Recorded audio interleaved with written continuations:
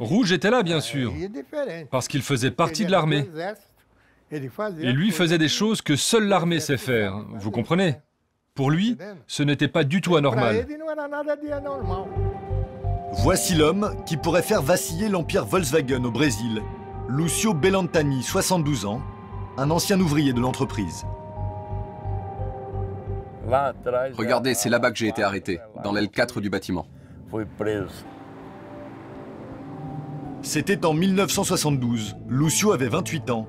Il était métallurgiste. Il était aussi militant au Parti communiste brésilien.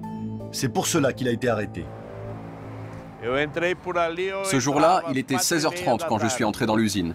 Et à 23h30, ils m'ont arrêté sur la chaîne de montage.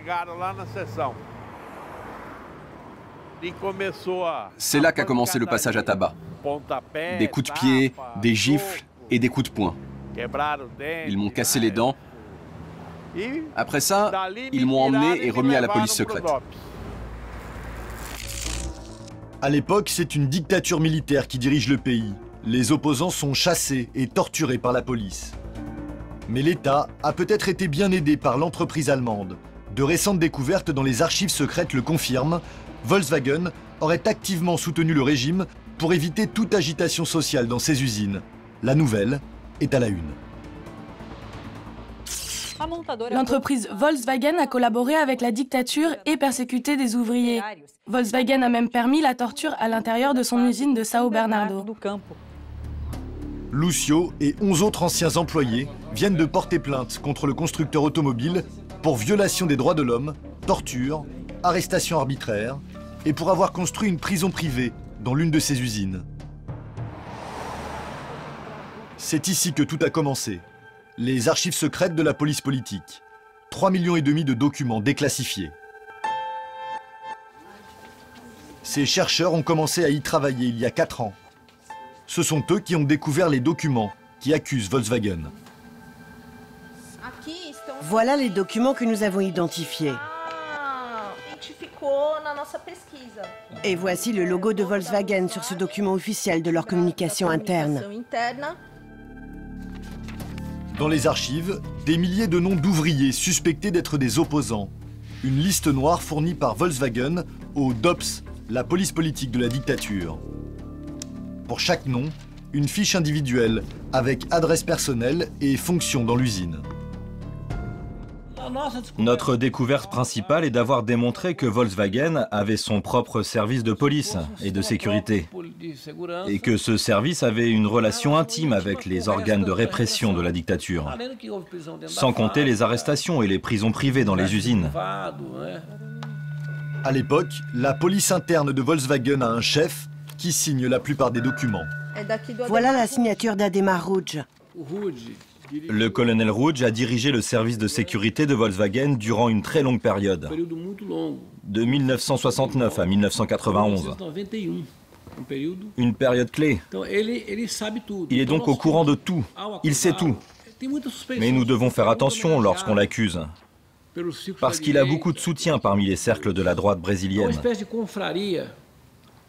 Il y a une sorte de fraternité des anciens de la dictature. Mais nous avons des preuves qu'il y avait une surveillance et un contrôle des salariés, qu'ils étaient dénoncés à la police. C'est cela que les documents prouvent. Le colonel Rouge serait l'homme clé de la répression interne chez Volkswagen. Et il est toujours vivant. À plus de 80 ans, il vit paisiblement dans le centre de Sao Paulo. Il n'a jamais été inquiété par la justice. Et n'a pas envie non plus, semble-t-il, d'être dérangé par des journalistes. Tenez, parlez-lui au téléphone.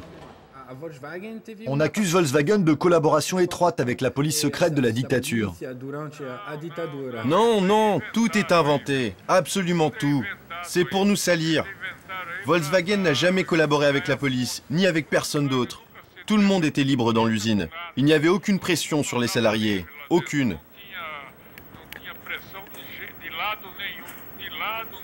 Mais il y a de nombreux documents qui vous citent. Ces documents sont des faux. Ils ont été fabriqués. Ce sont des mensonges. Vous entendez? Allez, bonne nuit. Colonel? Le colonel Rouge nie en bloc. Mais l'un de ses anciens amis est beaucoup moins pudique. Le lendemain, nous avons rendez-vous chez l'un des anciens chefs de la sécurité de la dictature. C'est la première fois que Bom Cristiano parle à la télévision. Moi, je n'ai jamais torturé personne. Mais d'autres policiers l'ont fait, oui. Dire qu'aucun policier n'a jamais torturé personne, c'est un gros mensonge. Je vous sers un café ou un petit verre d'eau?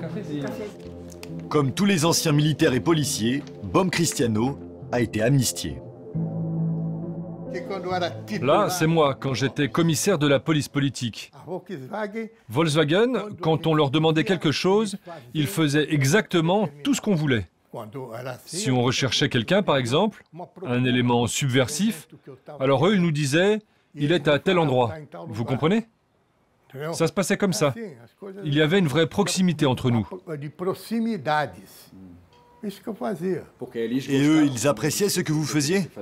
Ils appréciaient notre travail, c'est sûr. Et ils me disaient même « Commissaire, vous méritez votre surnom de gros dur ». À l'époque, d'après l'ancien commissaire, c'était bien le colonel Rouge, le contact des autorités chez Volkswagen. Des syndicalistes nous ont dit qu'ils ont été torturés à l'intérieur même de l'usine Volkswagen et que le colonel Rouge était présent.